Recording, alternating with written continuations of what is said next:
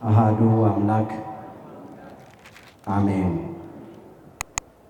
ክቡራን አበው ሊቃውንተ ቤተክርስቲያን በየማይረጋችሁ አባቶቼ ካህናት፣ በአገልግሎት የምትመስሉኝ ወንድሞቼ መምህራን ወንጌል፣ ወንድሞች ዲያቆናት፣ የእግዚአብሔር ልጆች፣ የድንግል ማርያም ወዳጆች እንደምን አመሻችሁ።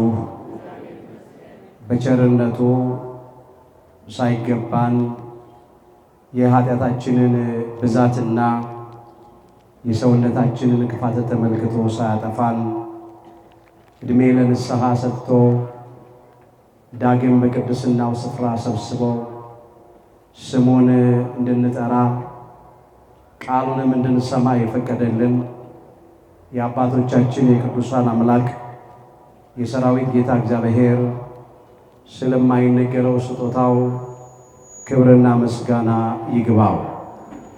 የእናታችን የእመቤታችን የቅድስተ ቅዱሳን የድንግል ማርያም የወላዲተ አምላክ ረድኤትና በረከት ለዘላለሙ በሁላችን ላይ አድሮ ይኑር።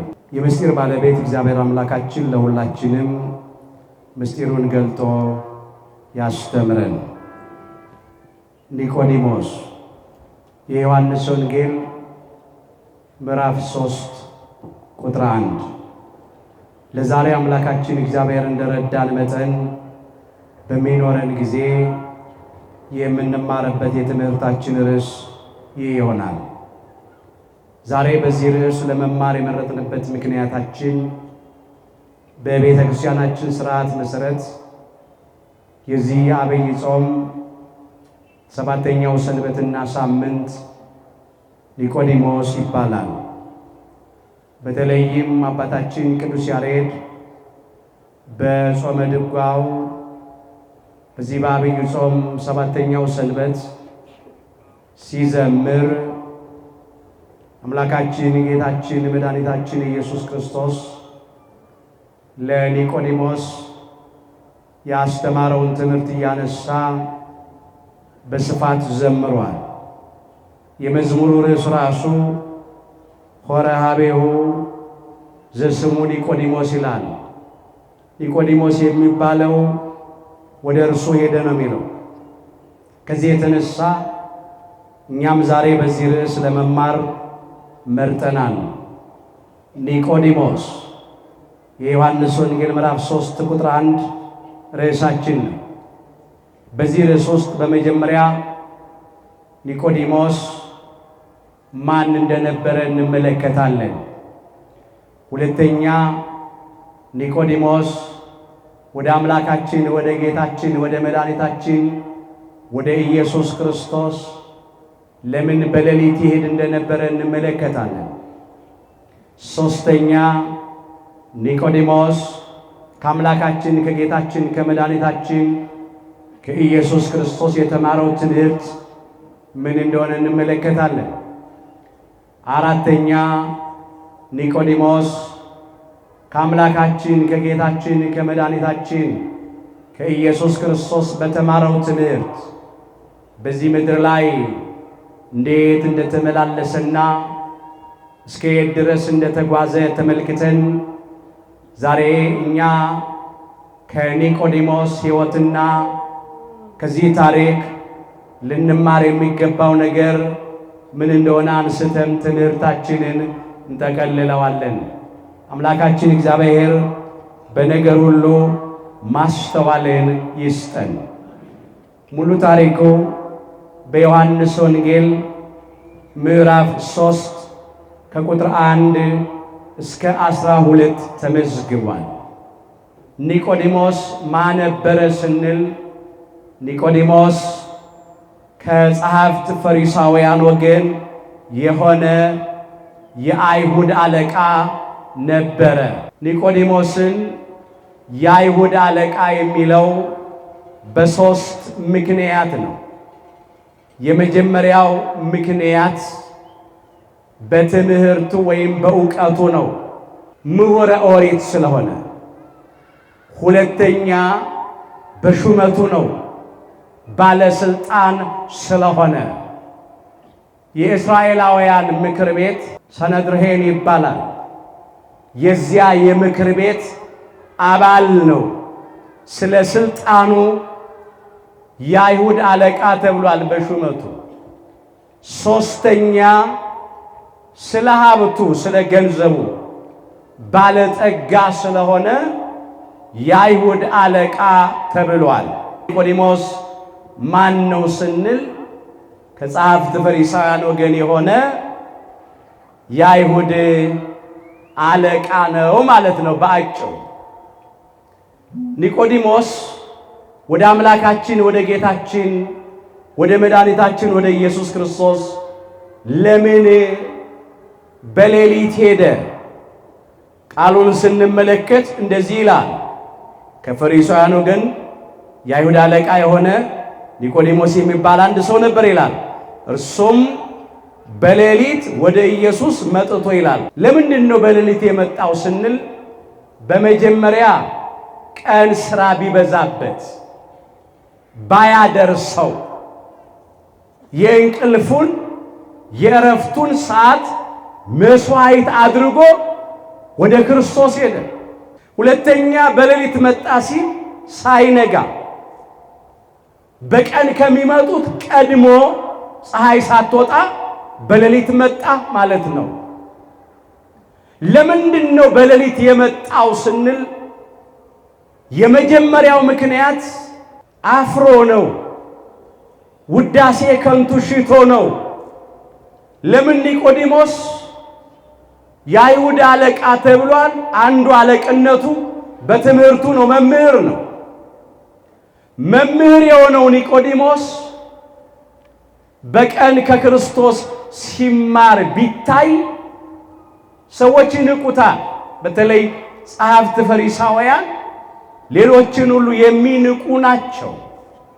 አምላካችን ጌታችን መድኃኒታችን ኢየሱስ ክርስቶስ ሊያስተምር ሲጀምር ዕድሜው 30 ዓመት ያህል ሆኖት ነበር ይላል የሉቃስ ወንጌል ምዕራፍ 3 ቁጥር 23 ላይ። የክርስቶስን መምህርነት ጸሐፍት ፈሪሳውያን አይቀበሉም፣ ይንቁታል።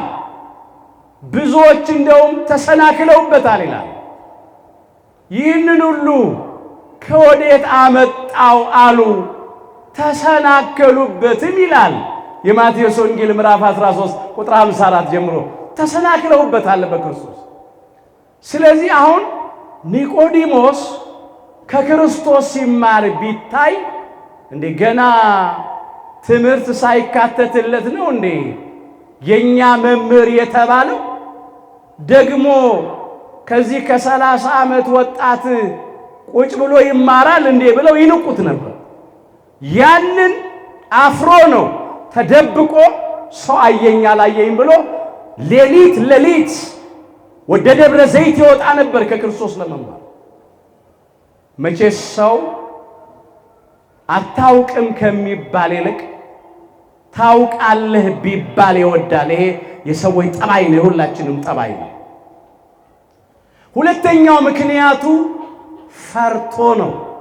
ይኸው ምን ብለዋል አይሁድ? ክርስቶስን የሚከተል ከምኩራብ ወጥቶ ይሰደድ ብለዋል። በዮሐንስ ወንጌል ምዕራፍ 9 ቁጥር 22 ላይ ከስልጣኑ እንዳያነሱት ከሹመቱ እንዳይሽሩት ስልጣኑን ላለማጣት ብሎ አዩኝ አላዩኝ ብሎ በሌሊት ተደብቆ ይማር ነበር። ኒቆዲሞስ በሌሊት መማሩ ግን ጠቅሞታል። ስለምን ቢሉ በመጀመሪያ አምላካችን ጌታችን መድኃኒታችን ኢየሱስ ክርስቶስን ብቻውን አግኝቶት የሚፈልገውን ነገር እየጠየቀ መማር ችሏል። በቀን ቢሆን በጣም ብዙ ሕዝብ ነው የሚከተለው ክርስቶስን፣ ከ5 ገበያ በላይ የሆነ ሕዝብ።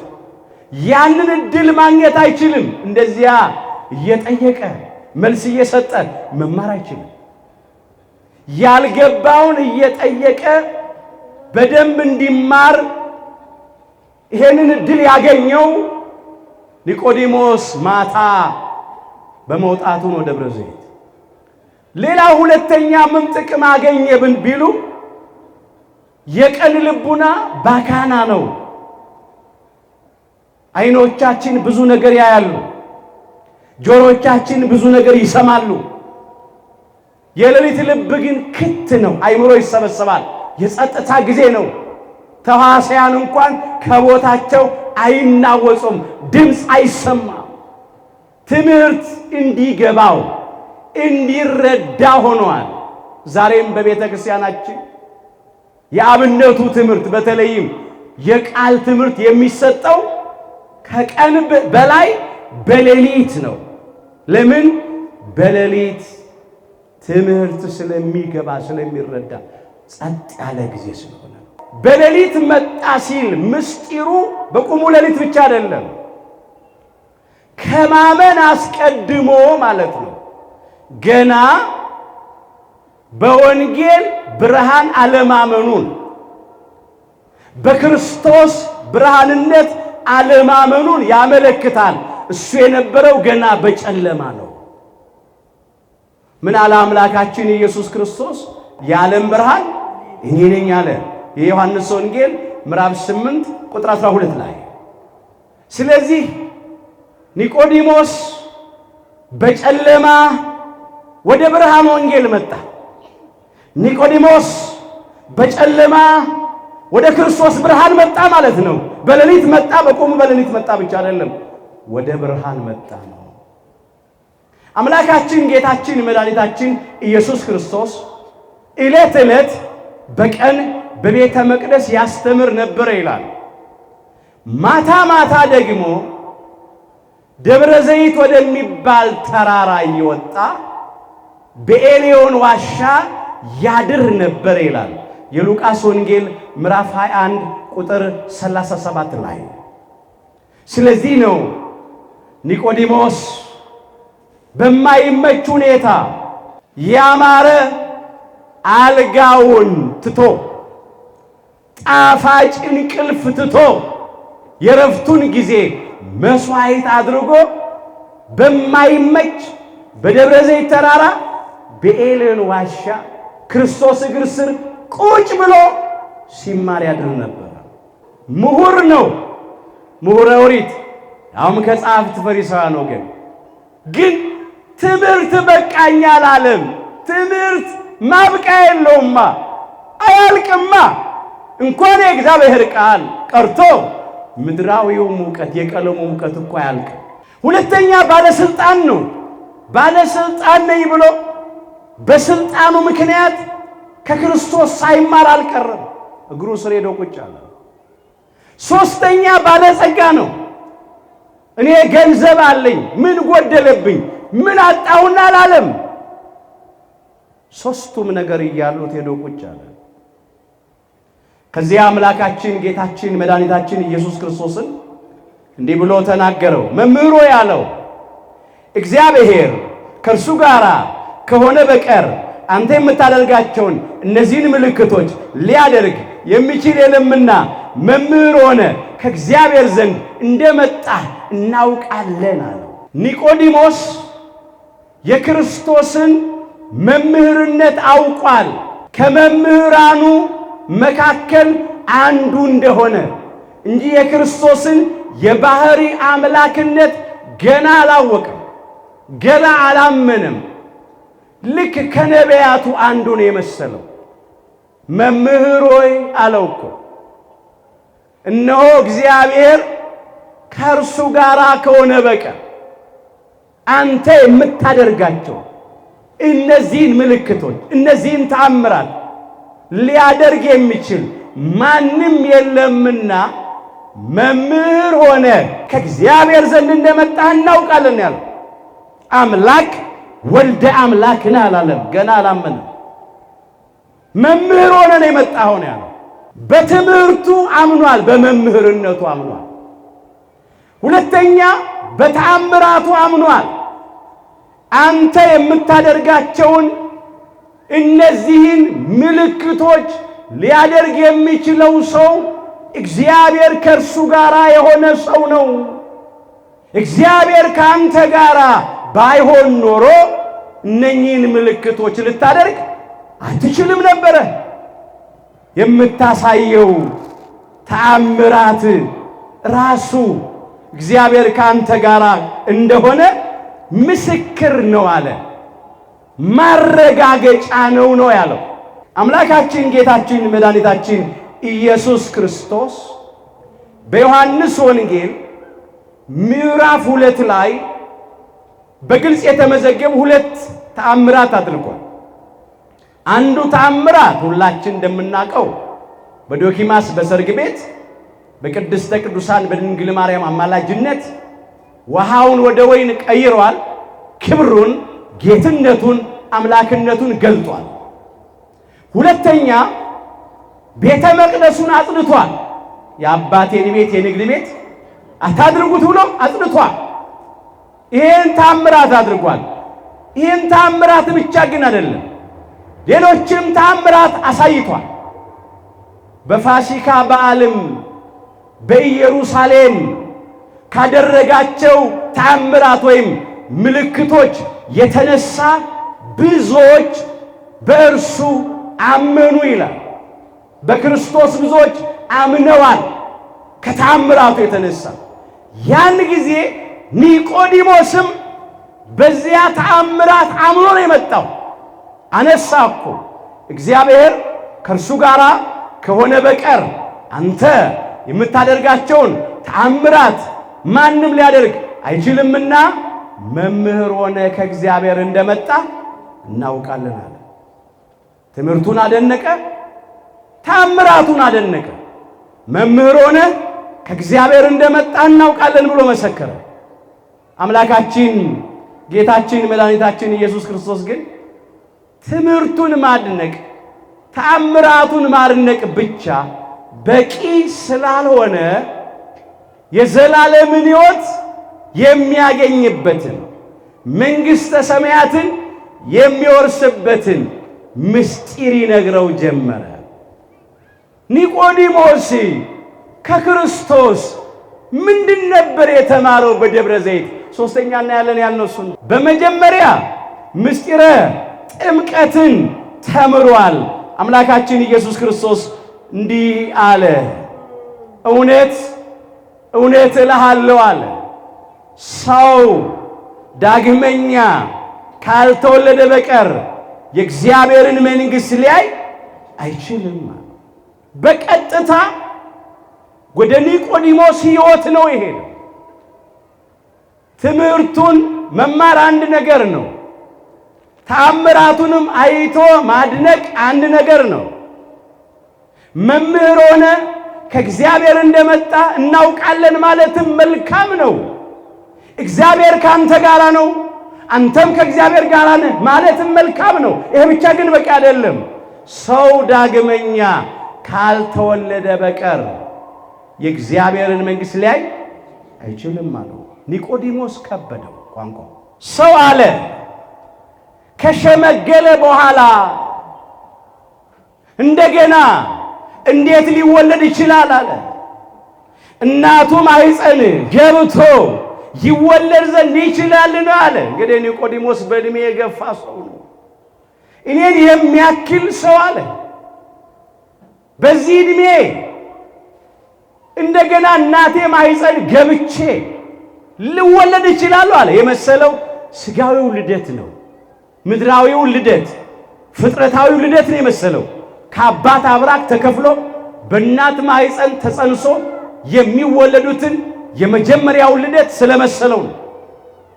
አምላካችን ጌታችን መድኃኒታችን ኢየሱስ ክርስቶስ ግን የተናገረው ልደት ምድራዊው ልደት አይደለም። እሱንማ ተወልዶታል። ዳግመኛ ነው ያለው። ዳግማዊ ልደት አለ፣ ዳግመኛ ልደት አለ። ልደቱን ነግሮታል፣ መወለጃውን ግን አልነገረውም ነበረ። ስለዚህ ነው የረቀቀበትና የከበደው። ምን አለ አምላካችን ኢየሱስ ክርስቶስ? እውነት እውነት እልሃለሁ ሰው ከውሃና ከመንፈስ ካልተወለደ በቀር ወደ እግዚአብሔር መንግሥት ሊገባ አይችልም አለው። መወለጃውን ደግሞ ነገረው። ዳግመኛ መወለድ ምልህ ከማይጸነ ዮርዳኖስ ብሎ ውሃን አነሳ። ከጸጋ መንፈስ ቅዱስ ብሎ ደግሞ መንፈስን አነሳ። ሰው ዳግመኛ ከውሃና ከመንፈስ ካልተወለደ በቀር ወደ እግዚአብሔር መንግሥት ሊገባ አይችልም ማለት። ይሄ ነው ዳግማዊ ልደት ማለት። ቀጠለና እንዲህ አለው፣ ከሥጋ የተወለደ ሥጋ ነው፣ ከመንፈስ የተወለደ መንፈስ ነው። ከግዙፉ ሥጋ የተወለደ ግዙፍ ሥጋ ነው። ከረቂቁ መንፈስ ቅዱስ የሚወለዱት ልደት በጥምቀት ረቂቅ ነው።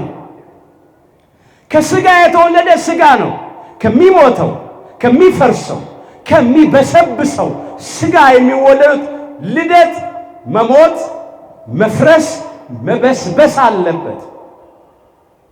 ከማይሞተው ከማይፈርሰው ከማይበሰብሰው ሕያው ከሆነ ከመንፈስ ቅዱስ ጸጋ በጥምቀት የሚወለዱት ልደት ሕያዋን ያደርጋል፣ ዘላለማውያን ያደርጋልና።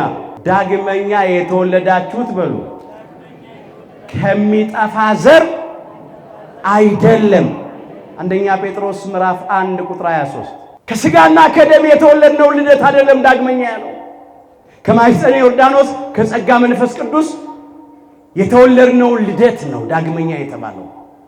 እኛ የኢትዮጵያ ኦርቶዶክሳዊት ተዋሕዶ ቤተክርስቲያን ልጆች ይህን ዳግመኛ ልደት ተወልደነዋል። ሰው ዳግመኛ ከውሃና ከመንፈስ ካልተወለደ በቀር ወደ እግዚአብሔር መንግሥት ሊገባ አይችልም ደግሞ ሲል በምስጢረ ጥምቀት ውስጥ ምስጢረ ሥላሴንም አምጥቷል።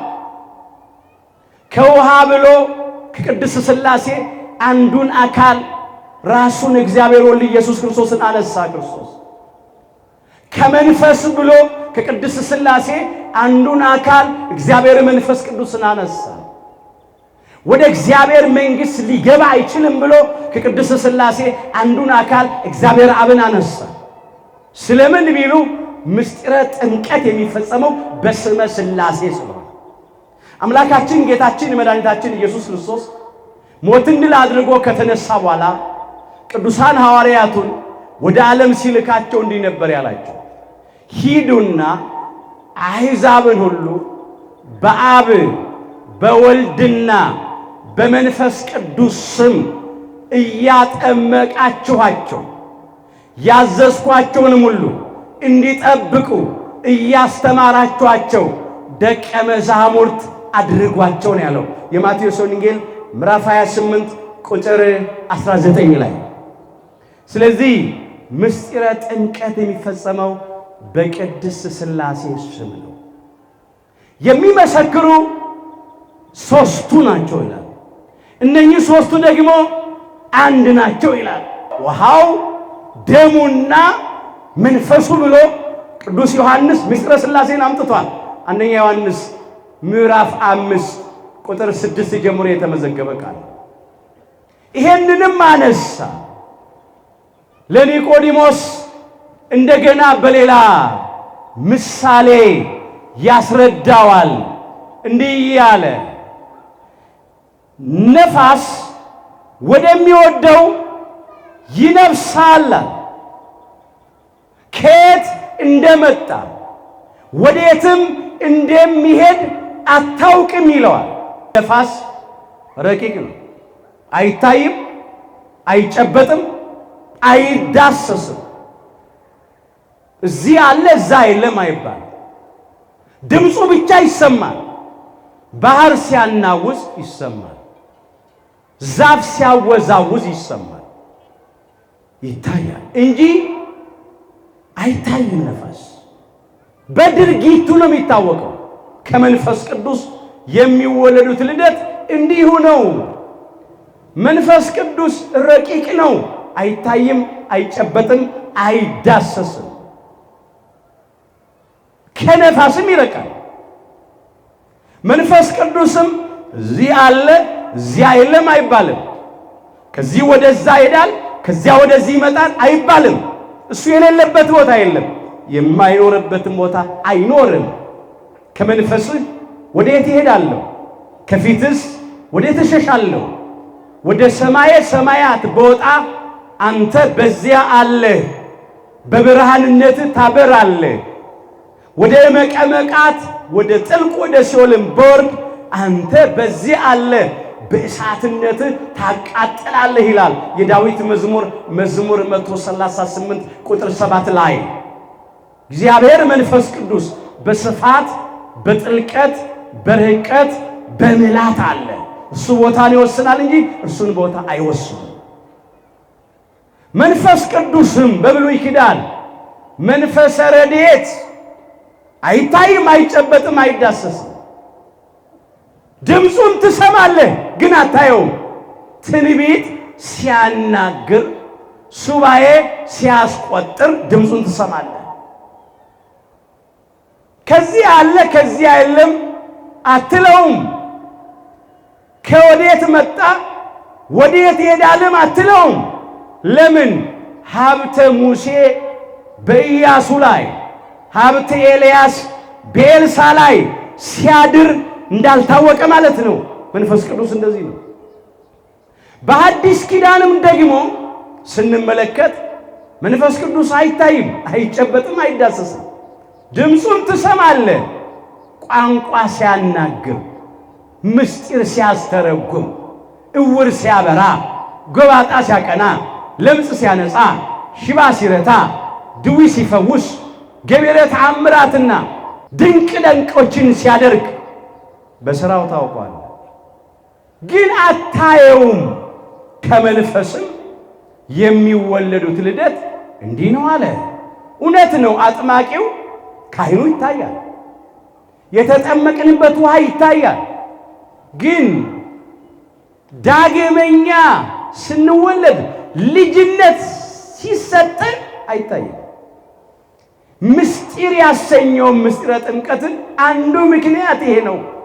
አናቀውምና አናይምና። ሌላው ምስጢር ያሰኘው ላመኑት የሚፈጸም ነው እንጂ ላላመኑት የሚሰጥ አይደለም። ምስጢረ ጥምቀት ላመኑት ነው የሚፈጸም። ስለዚህ ዳግመኛ ልትወለዱ ያስፈልጋችኋል ስላልኩ አታድንቅ አለው፣ አትገረም አለው። ምክንያቱም እንዲህ ነው። ሰው የመጀመሪያውን ልደት ካልተወለደ ፍጥረታዊውን ምድራዊውን ሥጋዊውን ልደት ከአባት አብራክ ተከፍሎ በእናት ማኅፀን ተጸንሶ ካልተወለደ በቀር እቺን ምድር ማየት አይችልም። በዚች ምድር መኖር አይችልም። ምድርን ያየነው በምድር እየኖርን ያልነው የመጀመሪያው ልደት ስለተወለድን ነው። የምድሩ ነገር ለሰማይ ጥላ ነው። ደግሞ የእግዚአብሔርን መንግሥት ለማየት በእግዚአብሔር መንግሥት ለመኖር ዳግመኛ ከማኅፀነ ዮርዳኖስ ከጸጋ መንፈስ ቅዱስ መወለድ በጥምቀት የግድ ነው። ኒቆዲሞስ እንዲህ አለ፣ ይህ እንዴት ሊሆን ይችላል? እንዴት ነው የሚሆነው አለ። አምላካችን ኢየሱስ ክርስቶስም እንደዚህ አለው፣ አንተ የእስራኤል መምህር ስትሆን ይህንን አታውቅምን አለው። ዮሐንስ ወንጌል ምዕራፍ 3 ቁጥር 10 ላይ የእስራኤል መምህር ብሎ አከበረው፣ አለመለመው። መምህር ነዋ። ቅድም ምን አለን? የአይሁድ አለቃ የተባለው ከምኑ የተነሳ ነው? ከትምህርቱ ምሁረ ኦሪት ነው። የእስራኤላውያን መምህር እኮ ነው፣ አዋቂ። የእስራኤል መምህር ስትሆን አለ ይህን አታውቅምን ብሎ ደግሞ ገሰጸው። ለምን? የሰነፎች አስተማሪ እኮ ነው። በጨለማ ላሉት እኮ ብርሃን እኮ ነው። እንዴት ይጠፋዋል? ለዚህ ነው የገሰጸው። ከዚህ አንድ ያለ አምላካችን ኢየሱስ ክርስቶስ የምናውቀውን እንናገራለን፣ ያየነውንም እንመሰክራለን፣ ምስክራችንንም አትቀበሉትም ማለቱ ክርስቶስ የማያውቀው ነገር ኖሮ ነው ወይ የሚል ጥያቄ ያስነሳል። በመጀመሪያ ራሱን ከመጥምቀ መለኮት ከቅዱስ ዮሐንስ ቆጥሮ ሲናገር ነው። ለምን የመጥምቀ መለኮት የቅዱስ ዮሐንስን ምስክርነት አልተቀበሉማ? አላመኑማ? ለዚህ ማለቱ ነው። ሌላ የምናውቀውን እንናገራለን፣ ያየነውን እንመሰክራለን ሲል በሕልውና ያለውን ነው። ከባህሪ አባቱ ከእግዚአብሔር አብ ከባህሪ ሕይወቱ ከእግዚአብሔር መንፈስ ቅዱስ ጋር ያለውን ነገር የሚያጠይቅ ነው። በሕልውና የምናውቀውን እንናገራለን። በሕልውና በእኛ ዘንድ ያለውን እንመሰክራለን ማለቱ ነው። ራሱን ከአብና ከመንፈስ ቅዱስ ጋር አስገብቶ ሲናገር ለምን አብ ወልድ መንፈስ ቅዱስ አንዲት ስልጣን፣ አንዲት መንግስት፣ አንዲት አገዛዝ ነው። ዘላለም ቅድስት ሥላሴ አንዱ ከአንዱ አይበልጥም፣ አንዱ ከአንዱ አያንስም። እኔና አብ አንድ ነን ብሏል በዮሐንስ ወንጌል ምዕራፍ 10 ቁጥር 30 ላይ። በስልጣን በባህሪ በአገዛዝ በመለኮት በመንግስት ይሄን ሁሉ በመሳሰለው አንድ አምላክ አብ ወልድ መንፈስ ቅዱስ። ለአብ ያለ ሁሉ የኔ ነው ይላል የዮሐንስ ወንጌል ምዕራፍ 16 ቁጥር 15 ላይ። ይሄንን ማለቱ ነው። የምናውቀውን እንናገራለን፣ ያየነውን እንመሰክራለን። ምስክራችንን አትቀበሉት። ወደ እርሱ ወደ ሆነው መጣ በሉ፣ የገዛ ወገኖቹ አልተቀበሉትም። የዮሐንስ ወንጌል ምዕራፍ 1 ቁጥር 11 ላይ ተመዝግቦ የተወለደው በቤተልሔም ነው፣ ያደገው በናዝሬት ነው። የእጁን ታምራት ቢያሳያቸው የቃሉን ትምህርት ቢያስተምራቸው አላመኑበትም፣ አልተቀበሉትም። ይሄንን ማለቱ ነው ስላልተቀበሉት። እንግዲህ ኒቆዲሞስ የተማረው ምስጢረ ጥምቀትን ብቻ አይደለም፣ ምስጢረ ሥላሴንም ተምሯል፣ ምስጢረ ሥጋዌን ተምሯል፣ ምስጢረ ቁርባንን፣ ምስጢረ ትንሣኤ ሙታንን ተምሯል። አምላካችን ጌታችን መድኃኒታችን ኢየሱስ ክርስቶስ ለድነት ዓለም ለቤዛ ዓለም በዕለተ ዓርብ በቀራንዮ መስቀል ላይ እንደሚሰቀል በሥጋ ሞቶ እንደሚቀበር ሞትን ድል አድርጎ እንደሚነሳ ዓለሙን ሁሉ እንደሚያድን በክብር እንደሚያርግ ዳግም ለፍርድ እንደሚመጣ ተምሯል። በደብረ ዘይት ማታ ማታ ከክርስቶስ እግር ስር ቁጭ ብሎ ኒቆዲሞስ በክርስቶስ አመነ። ለክርስቶስ የአምልኮት ስግደት እየሰገደ ለእርሱ እየተገዛ መኖር ጀመረ። 13ኛው ደቀ መዝሙር ሆነ። ስውር ደቀ መዝሙር ሆነ። የሚታወቁት የቀን ደቀ መዛሙርት 12 ናቸው። ኒቆዲሞስ 13ኛው ደቀ መዝሙር ሆነ፣ የክርስቶስ ተማሪ ሆነ። ኒቆዲሞስ ይህን ሁሉ ተምሯል። ኒቆዲሞስ አራተኛ የተማረውን ትምህርት እንዴት አድርጎ ኖረበት? በትምህርቱ እንዴት ተመላለሰ? እስከ የት ድረስ ነው የተጓዘው? ይህንን ነው የምናየው። ደብረ ዘይት የወጣው ኒቆዲሞስ በሥራ ቦታው ፈተና መጣ። ታሪኩ በዮሐንስ ወንጌል ምዕራፍ 7 ከቁጥር 32 ጀምሮ ተመዝግቧል። ከአምላካችን ከጌታችን ከመድኃኒታችን ከኢየሱስ ክርስቶስ ተአምራት የተነሳ ብዙዎች በክርስቶስ አመኑ ይላል። ክፉዎች ጸሐፍት፣ ፈሪሳውያን፣ ቤተ አይሁድ፣ የካህናት አለቆች ክርስቶስን እንዲይዙ ሎሌዎችን ላኩ። አስራችሁት አምጡት። ሰው በወንጌል እንዳያምን ነው። በክርስቶስ የባሕርይ አምላክነት አምኖ እንዳይድን የዘላለም ሕይወት እንዳያገኝ ለማድረግ ነው። ሎሌዎቹ ሄዱ። የቃሉን ትምህርት ሲሰሙ አሉ፣ ሲያዳምጡ አሉ። የእጁን ታምራት ሲያዩ አሉ። ምንም ስላጡበት ባዶ እጃቸውን መጡ፣ ሳይዙት መጡ። ጠየቁ የካህናት አለቆች፣ ለምንድን ነው ትእዛዛችን ተፈጻሚ ያልሆነው? ለምን አላሰራችሁትም? ለምን አልያዟችሁትም አሏቸው። ሎሌዎቹ እንዲህ አሉ፣ እንደዚህ ክፉ ነገር ያልተናገረ ያላደረገ ሰው አይተናናቅም። በምን ወንጀሉ እንሰራውና ያዘው? ከአንደበቱ የሚወጣው ቃል የሚጣፍጥ ነው። ምንም ክፉ ቃል አላገኘንበትም።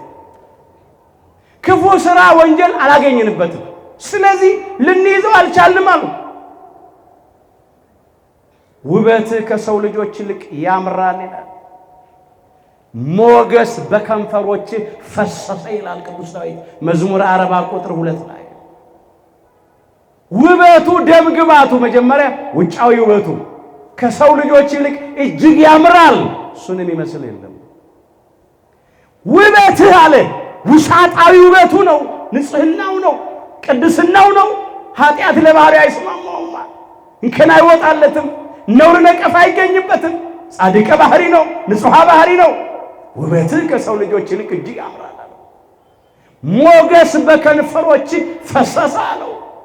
ከአንደበቱ የሚወጣው ቃል ቅዱስ ወንጌሉ ከማርም ከወለላም ከወተትም ይልቅ እጅግ በጣም ይጣፍጣል። እንዴት አድርገን እንያዘው? ህሊናችን አልቻለም አሉ። በህሊናችን እንድንመራ ይርዳል። ህሊናቸው ያዘዛቸውን አደረጉ። ክፎቹ እሰሩት አሉ፣ ያዙት አሉ። ህሊናቸው ግን ምን አግኝታችሁበት ታስሩታላችሁ አለ። ለህሊና መታዘዝ ከክፎች ከአመፀኞች ይልቅ ለህሊና መታዘዝ። ህሊና አይሳሳትም ወገኖች። ህሊናቸውን የሸጡ ብዙ ሰዎች አሉ። እነኚህ ሎሌዎች ግን ህሊናቸውን አሸጡ። ከዚያ ጉዳዩ ወደ አለቃቸው ወደ ኒቆዲሞስ መጣ ይላል ታሪኩ። የዮሐንስ ወንጌል ምዕራፍ 7 ቁጥር 50 ላይ ተመዝግቧል።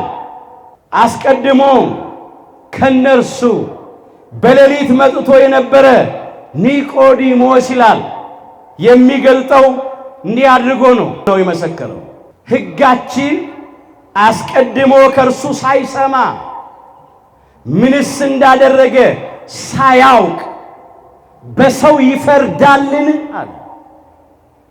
ይሄንን ያነሳው ከኦሪት ዘዳግም ምዕራፍ 1 ቁጥር 16 ጀምሮ ነው ያመጣው። እግዚአብሔር ለፈራጆቻቸው ለዳኞቻቸው ያዘዘው ትእዛዝ አለ። በመጀመሪያ የወንድሞቻችሁን ነገር ስሙ ብሏል። ታላቁን እንደምትሰሙ ታናሹን ስሙ። የሀገሩን ዜጋ እንደምትሰሙ መጻተኛውን ስሙ። ጌታውን እንደምትሰሙ ባሪያውን ስሙ። ባለጠጋውን እንደምትሰሙ ድሃውን ስሙ። ፍርድ የእግዚአብሔር ነውና ለሰው ፊት አታዳሉ፣ በጽድቅ በእውነት ፍረዱ ብሏል እግዚአብሔር። ስለዚህ ይህንን ነው ያደረገው ኒቆዲሞስ። በመጀመሪያ የኦሪት ምሁር ነዋ፣ ትምህርቱን ተጠቀመበት። ዕውቀት እኮ ሕግ ማወቅ እንደ ሕጉ ለመኖር ነው፣ በሕግ ለመመራት ነው። ከሕግ በላይ ሆኖ ግፍ ለመፈጸም አይደለም። ኒቆዲሞስ በሚያውቀው ሕግ ፍርድ እንዳይጓደል አደረገ። የክፎችን ምክር አፈረሰባቸው። ሕጋችን አይፈቅድም። እስቲ አስቀድመን እንመርምረው። ምን አገኛችሁበታል? ራሱን አልገለጠም። የሱ ተማሪ እንደሆነ ማታ ማታ ሄዶ እንደሚማር በክርስቶስ እንዳመነ አልገለጠም። ገና አልተገለጠም። በስራው ግን ተገለጠ። ሕገ ኦሪትን ከሕገ ወንጌል ጋር አስተባብሮ በስራው ቦታ ላይ ፍርድ እንዳይጓደል አደረገ። ስለዚህ አይሆንም አለ። ክርስቶስ አይያዝም አለ፣ አይታሰርም አለ። ሎሌዎቹም ላይ ሌላ ነገር ይደረጋል። አይታሰብም፣ አይያዝ። ለምን? ምን አገኛችሁበትና ምን ተገኘበትና? ደግሞ እኮ ጠንቅቆ ያውቀዋል። ምንም እንደሌለበት እኮ ያውቀዋል። ጠንቅቆ ነው የሚያውቀው። ስለዚህ ምን አሉ እዛ ያሉት ጸሐፍት ፈሪሳውያን፣ የካህናት አለቆች? አንተ ደግሞ ከገሊላ ነህን አሉት። ከገሊላ ነህን ማለት አብዛኛዎቹ ደቀ መዛሙርቱ የተጠሩት ከገሊላ ነው። ስለዚህ ምን ማለታቸው ነው? አንተም የሱ ደቀ መዝሙር ሆነሃልን ማለታቸው። ነቢይ ከገሊላ እንደማይነሳ ወይም እንዳይነሳ መርምርና እይ አሉት። ነቢይ የሚነሳው ከቤተልሔም ነው ይመጣል የተባለው እንጂ ከገሊላ አይደለምና መርምርና እይ ወቅ አሉት። ስላልገባቸው ነው እንጂ ምንም በናዝሬት ገሊላ ቢያድግም የተወለደው በቤተልሔም ነው ጌታችን ከመቤታችን። እነሱ ግን አልገባቸው። አሁን መሟገት አይችሉም። በትምህርት ነው፣ መምህራቸው ነው፣ ሕግ ጠቅሶ ነው የረታቸው። እሱ ብቻ አይደለም፣ በስልጣን ነው፣ የምክር ቤቱ አባል ነው፣ አለቃቸው ነው እኮ። አንዱ እኮ የአይሁድ አለቃ የተባለው በሹመቱ ነው ብለናል። ስለዚህ በስልጣኑ ተጠቀመ። የማይጋፉት ሆነባቸው። አንዳንድ እያሉ ወደ ቤታቸው ሄዱ። አያችሁ፣ አንድ ሰው ራሱ የክፎችን ምክር ያፈርሳል። ምክር ቤቱ የመከረው በሙሉ ክርስቶስ በዚያ ሰዓት እንዲታሰር ነበር። ጊዜው ስላልደረሰ አልታሰረም ክርስቶስ። ያንን ምክር ከንቱ ያደረገባቸው ኒቆዲሞስ ነው። በእንክርዳዶች መካከል የተገኘ ስንዴ ነው ኒቆዲሞስ። በስንዴ መካከል እንክርዳድ ይገኛል፣ ይታወቃል። እሱ ግን በእንክርዳዶች መካከል የተገኘ ስንዴ። እንክርዳዶች ናቸው እነኛ የካህናት አለቆች፣ ጸሐፍት፣ ፈሪሳውያን እንክርዳዶች ነበሩ። አንድ ሰው ተገኘ፣ ኒቆዲሞስ የታደለ። ስለዚህ ፈተናውን አለፈ። ምክንያት አላቀረበም። እኔ ብቻዬን ነኝ። ሁሉም ተባበሩ፣ በአንድ መከሩ። አይሆንም ብዬ ብቃወማቸው እንዴት እሆናለሁ አላለም። ስለዚህ በቃ ደፍሮ አይሆንም፣ ሕጋችን አይፈቅድም፣ ምንም አልተገኘበት፣ አይያዝም አለ። ፈተናውን አለፈ። አንደኛ ፈተና ይሄ ስራው ቦታ ላይ የተፈጠረ ነገር ነው። እንሂድ ወደ ቀራንዮ ኮረብታ። ሁለተኛውን ፈተና እንመልከት። የኒቆዲሞስ ሕይወት ደብረ ዘይት ላይ አልቀረም። ከክርስቶስ እግር ሲማር ስራው ቦታ የተማረውን ትምህርት ኖረበት፣ በተግባር አሳየ። ስለ ክርስቶስ ተሟገተ። ውጡ ቀራንዮ ኮረብታ። የዮሐንስ ወንጌል ምዕራፍ 19 ከቁጥር 38 ጀምሮ ታሪኩ ተመዝግቧል።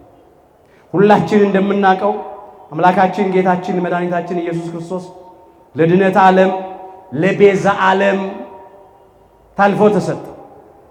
በዕለተ ዓርብ በቀራንዮ መስቀል ላይ ተሰቀለ። በዚያን ጊዜ ፀሐይ ስትጨልም፣ ከዋክብት እንደ ቃሪያ ፍሬ ከሰማይ ሲረግፉ፣ ጨረቃ ደም ስትመስል ማለት ነው። በዚያ በጨለማ ጊዜ ተገኘ።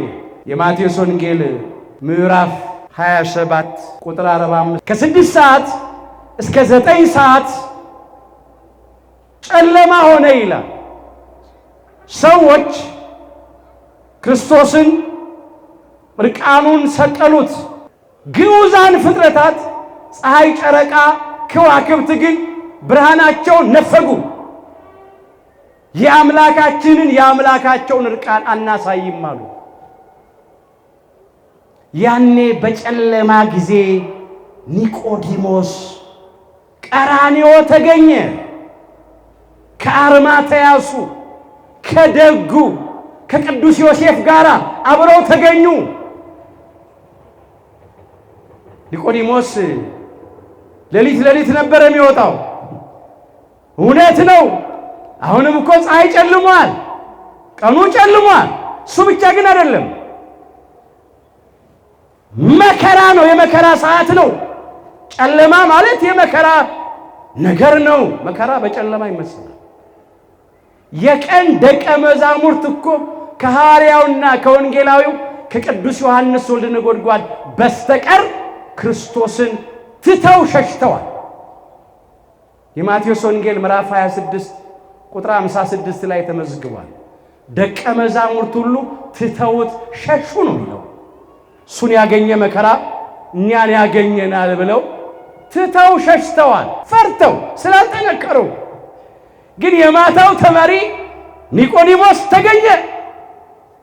መቼስ ንጉሥ ያስገደለውና አንበሳ የሰበረውን ማንም ደፍሮ አይቀርብም። ቀረቡ ወደ ጲላጦስ፣ የክርስቶስን ሥጋ ለመኑ ይላል። ስጠን ብለው ጲላጦስ ፈቀደላቸው። ስለዚህ የክርስቶስን ቅዱስ ሥጋ ከችንካር አላቀው ከመስቀል አውርደው በአዲስ በፍታ ገንዘው በአዲስ መቃብር ቀበሩት ይላል። በተለይም ኒቆዲሞስ ሽቱን ይዞ የመጣው እሱ ነው። የተልባ እግር ልብሱን ይዞ የመጣው እሱ ነው። በሀብቱም አወቀበት። አለቃ ያልነው አንዱ በባለጸግነቱ ነው ብለናል። ስለዚህ ሀብቱንም ለክርስቶስ አቀረበ። እንዲህ ተብሎ ነው የተጻፈው ዮሐንስ ወንጌል ምዕራፍ 19 ቁጥር 39 ላይ ደግሞም አስቀድሞ በሌሊት ወደ ኢየሱስ መጥቶ የነበረ ኒቆዲሞስ 100 ንጥር የሚያህል የከርቤና የእሬት ቅልቅል ይዞ መጣ ይላል። የኢየሱስንም ሥጋ ወስደው እንደ አይሁድ አገናነዝ ልማድ በሽቱ በተልባ እግር ልብስ ከፈኑት ይላል። በሀብቱም አወቀበት። መዓዛ ቅዱሳን የሆነውን የክርስቶስን ሥጋ ገንዘው በአዲስ መቃብር ቀበሩት። እንደ አይሁድ ልምድ ማለት ነው። በአዲስ መቃብር ለጊዜው በመስቀል ላይ የተሰቀለ እንደተሰቀለ ማደር ስለሌለበት የተሰቀለበት ቀራንዮ ለተቀበረበት ለጎልጎታ ቅርብ ስለነበረ እዛው ቀበሩት። አዲስ መቃብር ሰው የተቀበረበት መቃብር ቢሆን ኖሮ እንደ ነቢየ እግዚአብሔር እንደ ቅዱስ ኤልሳዕ ያለ ጻድቅ የተቀበረበት ቢሆን አይ የጻድቁን አጥንት ስለነካ ከሞት ተነሳ ባሉ ነበር።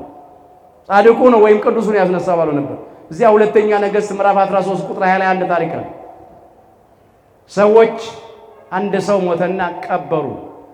ከብዙ ዓመት በኋላ እንዲሆነ ይላል የተቀበረው ነቢየ እግዚአብሔር ቅዱስ ኤልሳዕ ሞተና ተቀበረ ይላል። ከብዙ ዘመን በኋላ ደግሞ አንድ ትኩስ አስከሬን ሰዎች ተሸክመው መጡ። ከሞዓብ አደጋ ጣዮችን አዩ። አደጋ ጣዮችን ሲያዩ ወስደው ያንን የተሸከሙትን ትኩስ አስከሬን በእግዚአብሔር ሰው በነብዩ በቅዱስ ኤልሳዕ መቃብር ላይ ጣሉት ይላል። ያሙት የነብዩ የቅዱስ ኤልሳዕን አጽም ወይም አጥንት በነካ ጊዜ ሰውየው ድኖ በእግሩ ቆመ ይላል።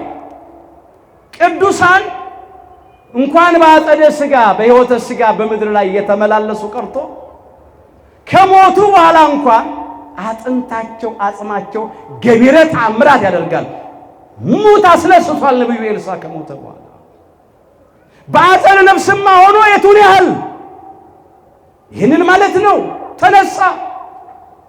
ስለዚህ እንዲህ ገቢረ ተአምራት የሚያደርግ የቅዱሳን አጽም ስለነበረበት ክርስቶስ በዚያ ተነሳ እንዳይሉ ሰው ባልተቀበረበት በአዲስ መቃብር ቀበሩት ይላል።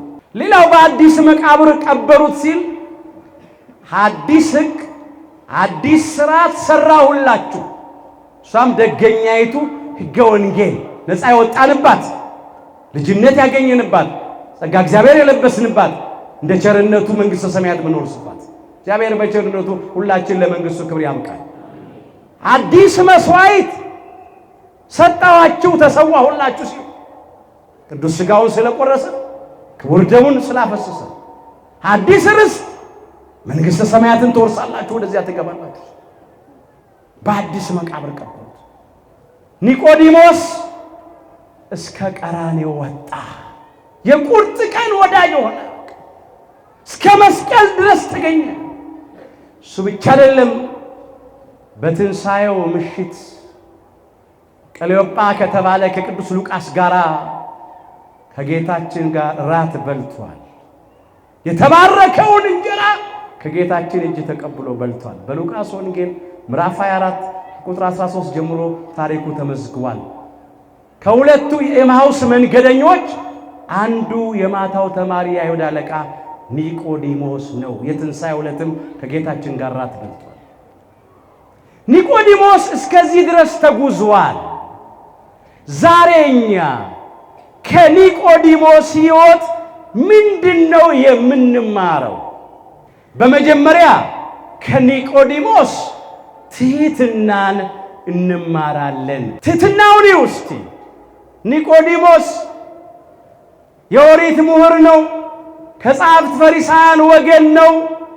ግን በእውቀቱ አልታበየም። ራሱን ዝቅ አደረገ። በተሰበረ ልብ በተዋረደ መንፈስ ጌታችን እግር ስር ቁጭ ብሎ ተማረ። ትሕትናውን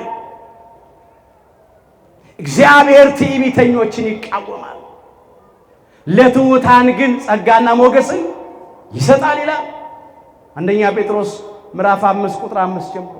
እግዚአብሔር ትዕቢተኞችን ይቃወማል ወገኖች።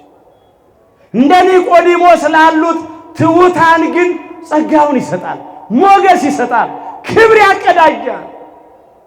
ወገኖቼ ባለጸጎች ብንሆን ባለስልጣኖች ብንሆን 2 እና 3 ዲግሪ ቢኖረን ዝነኞች ስመጥሮች ታዋቂዎችን ብንሆን አንታበይ።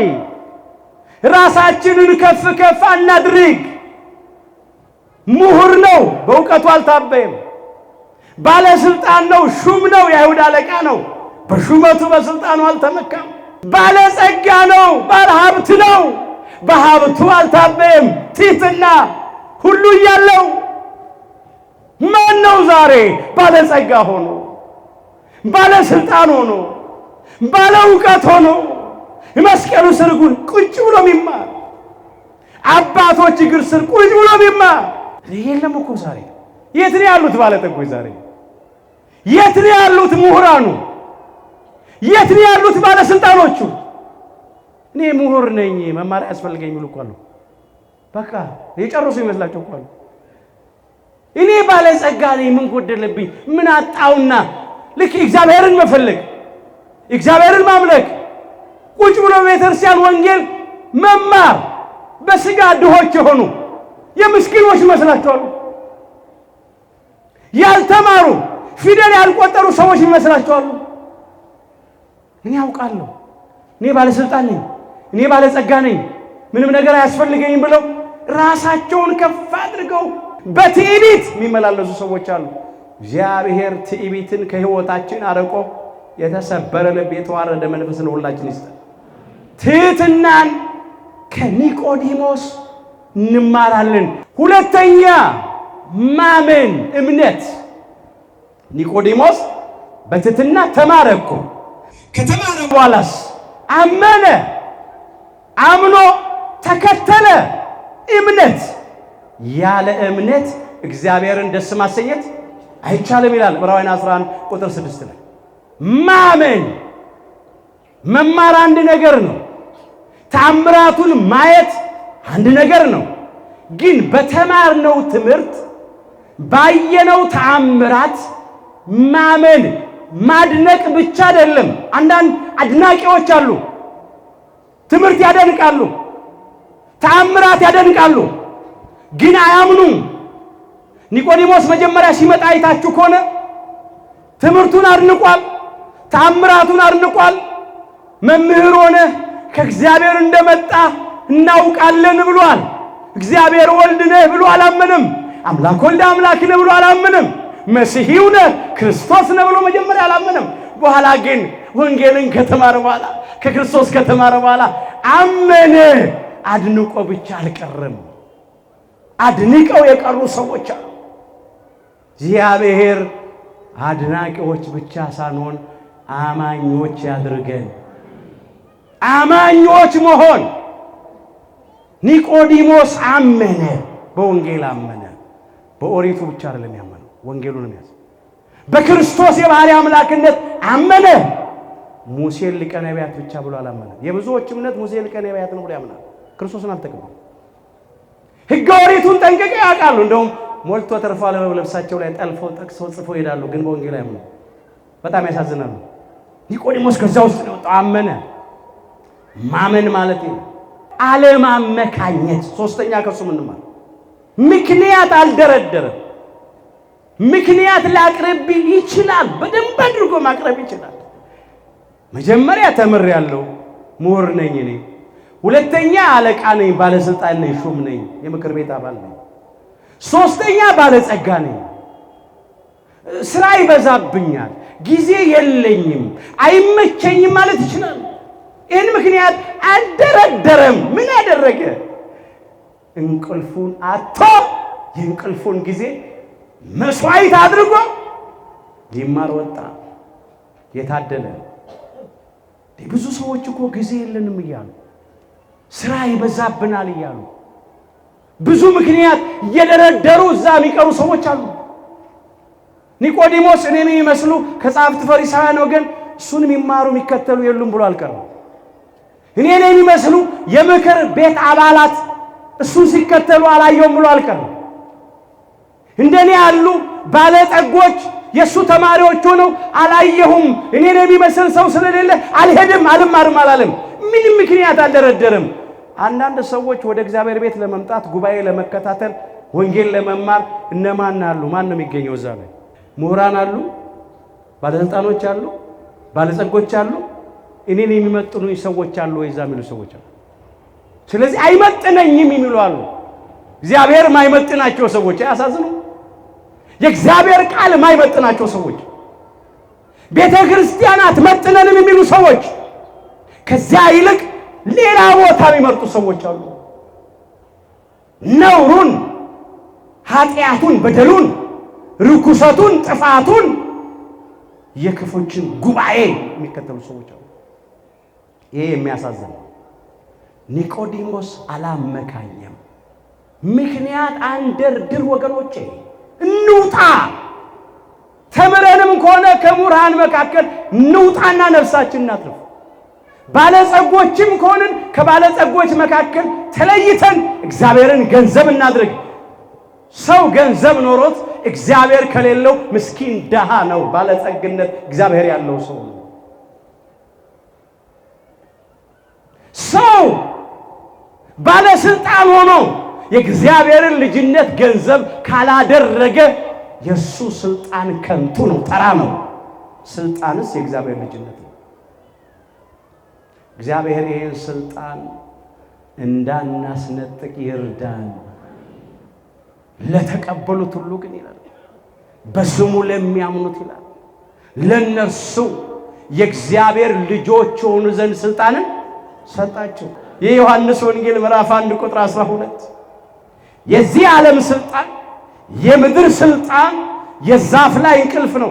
ያውም የሆኑ ስልጣን ተውት። የእግዚአብሔር ልጅነት ስልጣን ግን ለእግዚአብሔር መንግስት ክብር ነው የሚያበቃው። ይሄ ታላቅ ስልጣን ነው። ኒቆዲሞስ ይሄን ገንዘብ አደረገ። ገንዘቡ ከንቱ እንደሆነ አወቀ። አለመከኝ። ሌላው ኒቆዲሞስ እውነትን መሰከረ። ከክፎች ጋር አልቆመም፣ አልተባበረም። ትዝ ይላችኋል። ክፎች ክርስቶስን እንዲይዙ ሎሌዎችን ላኩ። ከዚያም ለምን አይታሰርም አሉ፣ አደሙ፣ ተባበሩ። ኒቆዲሞስ ግን ተለየ ከነሱ መካከል። እውነትን ይዞ ቆመ። ሕግ ጠቅሶ ረታቸው፣ አሳፈራቸው። በዳዊት መዝሙር 1 ቁጥር 1 ጀምሮ ምስጉን ነው ብሎ አይደል እንደሚጀምረው? በክፉዎች ምክር ያልሄደ ምስጉን ነው እኮ። በክፉዎቹ ምክር ያልሄደ በዋዘኞች ወንበር ያልተቀመጠ ነው ኒቆዲሞስ። ኃላፊነቱን በሚገባ የተወጣ በስልጣኑ ያልበደለ ሰው ነው። ብዙ ሰዎች በስልጣናቸው ሕግን ይሽራሉ፣ የራሳቸውን የፈለጉትን ነገር ያደርጋሉ፣ ግፍ ይፈጽማሉ። እሱ ግን በሕግ ስልጣኑን ገደበ። ስልጣኑን አልተጠቀመም። ስልጣኑን ተጠቅሞ አይ በቃ እንዳላችሁት ይሁን እንሰራው ብሎ አልተባበረም። በፍጹም አይሆንም ብሎ እውነት መሰከረ። ዛሬ እኮ ሕግ ቢከበር ኖሮ ይሄ ሁሉ ግፍ ነበር መሰላችሁ? ይሄ ሁሉ በደል ነበር መሰላችሁ? በጣም ያማሩ ሕጎች ተጽፈዋል። ግን ሕጎቹ የወረቀት ነብሮች ናቸው። የሉም፣ በተግባር ላይ የሉም።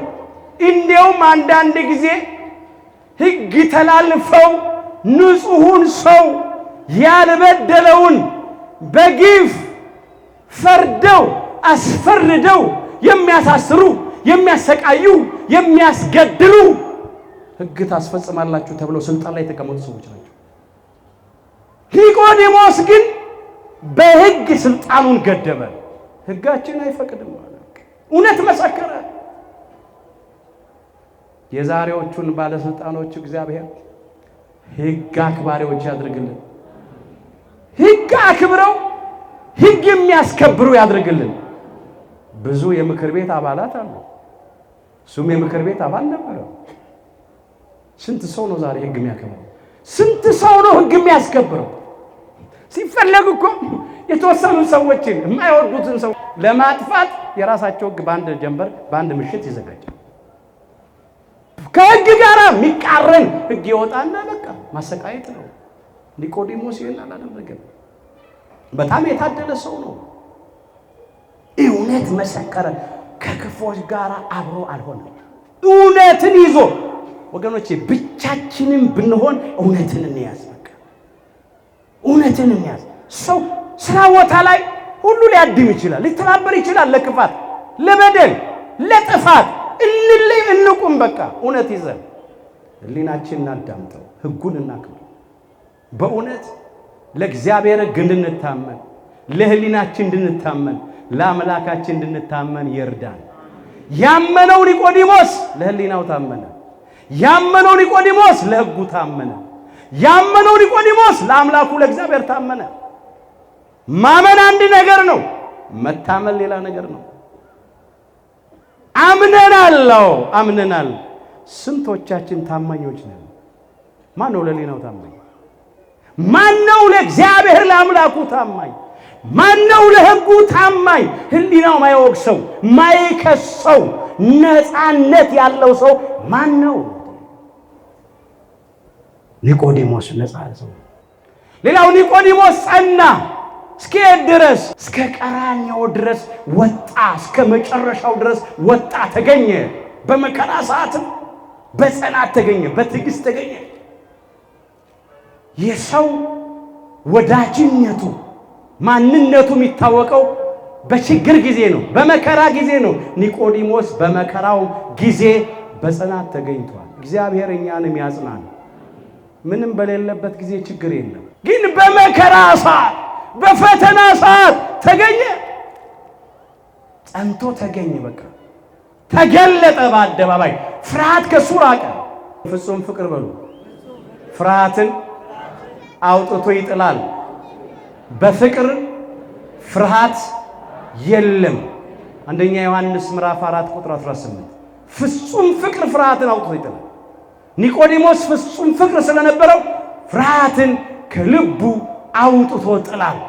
በፊት እየተደበቀ ይመጣል። ሌሊት ትዝ አይላችሁ? አሁን ፍርሃት የለም፣ እፍረት የለም። የመጣው ይምጣ። ሄደ እኮ በአደባባይ የክርስቶስን ሥጋ ለመነ። ከችንካር አላቀቀ፣ ከመስቀል አወረደ። ከአርማታሱ ከቅዱስ ዮሴፍ ጋር በአዲስ በፍታ ገንዞ በአዲስ መቃብር ቀበረ። ጸና፣ እስከዛ ድረስ ተገኘ። ዛሬ እኛ ሌሊት የት ነው የምናመሸው? የት ነው የምናድረው? በሌሊት ወደ ደብረ ዘይት ወጣ። ጌታችን እግር ስር ቁጭ ብሎ ተማረ። ዛሬም በሌሊት በቁሙ በሌሊት እስቲ አምላካችን እንጥራ።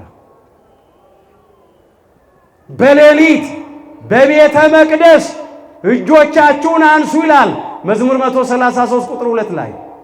ቤተ ክርስቲያናችን የታደለች ናት። እንዲህ በጾሙ አሁን በዚህ በአብይ ጾም ሌሊት ሰዓታቱ አለ። ጾመ ድጓው ይደርሳል። በበዓላት ማህሌቱ አለ። እንደ ልደት፣ እንደ ጥምቀት፣ እንደ ትንሣኤ ያለው ቅዳሴ ደግሞ ሌሊት ነው። በሌሊት በቤተ መቅደስ እግዚአብሔርን ሲያመሰግኑ ወደ እግዚአብሔር ሲጸልዩ መገኘት። ኒቆዲሞስ ደብረ ዘይት ተገኘ።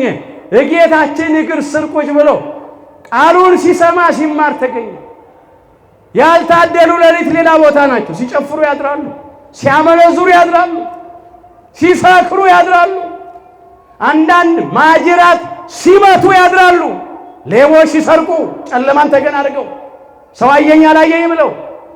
ሌሊትን ግን ወገኖቼ እንደ ኒቆዲሞስ ወደ ደብረ ዘይቷ ወደ ቅዱስ ቤተክርስቲያን መገስገስ። የቤተ መቅደስ አገልግሎት ሌሊት ሲኖር መገኘትና እዚህ ማደር። ኒቆዲሞስ መኝታውን ቤቱን ትቶ ዋሻ ውስጥ ክርስቶስ እግር ስር ቁጭ ብሎ እንዳደረስ ይማል። ላይመች ይችላል። ምናልባት አሁን ቤታችን ተደስመጣ ላይመች ይችላል። በስጋ ባይመችንም እዚህ መገኘት በረከቱን አፍሰን ነው። ሌላው በቤታችንም ቢሆን የጸሎት ጊዜ ኑረን በሌሊት ስለ ጽድቅ ፍርድ ይላል በእኩለ ሌሊት አመሰግን ዘንድ እነሳለሁ ይላል ቅዱስ ዳዊት መዝሙር 118 ቁጥር 62 ላይ። ስንቶቻችን አሁን ማታ ማታ በቤታችን እንጸልያለን? የጸሎት ጊዜ አለን ማታ ማታ። ሌሊትን ለምንድን ነው የምንጠቀመው? ሌላው በደልን አስፎ ማነባት በሌሊት ሌሊቱን ሙሉ አልጋዬን አጥባለሁ አለ። በእንባዬ መኝታዬን አርሳለሁ አለ ቅዱስ ዳዊት መዝሙር 6 ቁጥር 6 ላይ። መተላለፉን አምኖ በደሉን አምኖ የንስሐ እንባ ሲያነባ ያድር ነበር። ሌሊት ለበደል ለኃጢአት አይደለም መዘጋጀት። የተላለፍነውን ሕግ የሰራነውን ኃጢአት የበደልነውን በደል እያሰብን እግዚአብሔርን ማረን፣ ይቅር በለን፣ ራራልን እያልን ስናለቅስ ማደር። አንዳንዶቻችን ማታ የጦርነት ፊልም ነው የምናየው፣ የዝሙት ፊልም ነው የምናየው፣ ዘፈን ዳንኪራ ነው የምናየው። ፌዘኞች፣ ቧልተኞች፣ ቀልደኞች ሲስቁ ሲሳለቁ ቁጭ ብለን ነው። ያኔ አይደክመንም፣ እንቅልፋችንም አይመጣም። ለጸሎት የለም። ሌሊት የት እንደምናመሽ የት እንደምናደር ራሳችንን እንጠይቀው። በእውነት ሌሊታችንን ለበጎ ነገር እንድንጠቀምበት አምላካችን እግዚአብሔር በቸርነቱ ሁላችን ይርዳል። የባከነ ሌሊት የለውም ኒቆዲሞስ። ቀን ቀን በሥራ ተወጥሮ ይውላል፣ ማታ ማታ ከክርስቶስ እግር ስር ቁጭ ብሎ ይማራል። ነፍሴ በሉ በሌሊት ትናፍቅሃለች፣ መንፈሴም በውስጤ ወደ አንተ ትገሰግሳለች። ትንቢተ ኢሳይያስ ምዕራፍ 26 ቁጥር 9 ጀምሮ ተመዝግቦ ነፍሴ በሌሊት ትናፍቃለች አለ። ለጊዜው በቁሙ በሌሊት ልክ እንደ ኒቆዲሞስ እሱን መናፈቅ። ሌላው በሌሊት አለ በመከራ ሌሊት፣ በፈተና ሌሊት፣ በችግር ሌሊት። አንዳንዴ ቀኑ ራሱ ጨለማ ይሆናል።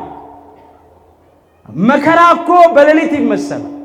ረሃቡ፣ በሽታው፣ ስደቱ፣ ጭንቀቱ፣ ችግሩ በሌሊት ይመሰላል።